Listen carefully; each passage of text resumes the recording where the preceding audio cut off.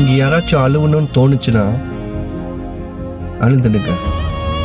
நம்ம கிட்ட இருக்கிற ஒரே ஒரு ஃப்ரீடம் அழுவுறது ஒண்டி தான். அதுவாச்சும் மனசார செஞ்சிருங்க. சில நேரத்தில் நம்மக்குள்ள இருக்கிற பிரச்சனை யாருக்கும் புரியாது.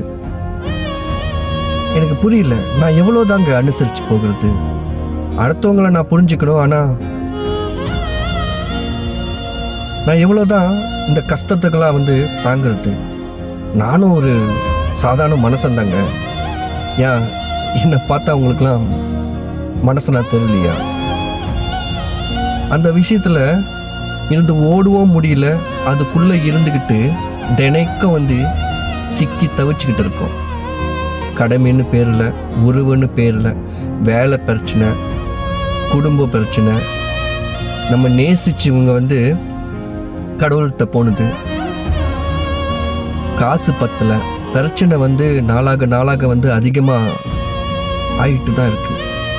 அதுக்கு எதுவும் ஒரு தீர்வு காண்ற மாதிரி தெரியல. நல்லா மனசு விட்டு அழுந்துருங்க. எங்கேயாச்சும் தூரமாக போய் கட்டி அழுவணும்னு நினச்சிங்களா, அதை போய் செய்யுங்க. அழுந்து முடிஞ்சிட்டு கண்ணை தொடச்சிட்டு திருப்பி எழுந்துச்சு ஓடுங்க. ஆனால் திருப்பி அதே ரீசனுக்கு நீங்கள் அழுவக்கூடாது. எல்லாமே அவன் பார்த்துக்குவான்.